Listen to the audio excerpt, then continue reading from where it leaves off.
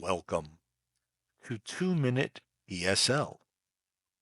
Today, let's learn about little free libraries.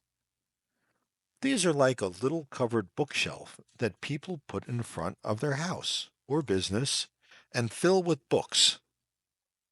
Like the name says, they are small libraries, about 1 meter wide by 1 meter high. Most of them look like little houses and are brightly painted. You can leave books you don't need, and you can take home a book that interests you. The first little library was built in 2009 in Wisconsin by a man named Todd Bowl.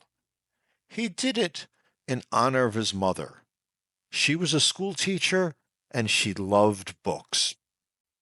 Others followed, and now there are over 150,000 little libraries in 115 countries. There's an app you can use to find one near you.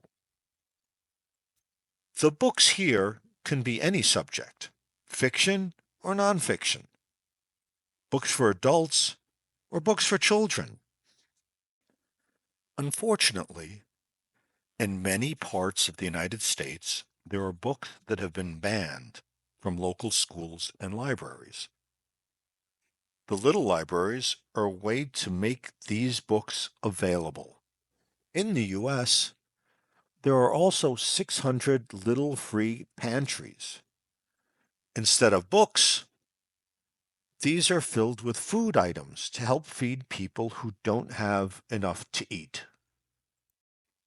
Thank you for visiting 2-Minute ESL today. If you enjoyed the video, please subscribe below. Keep practicing your English. Now it's late.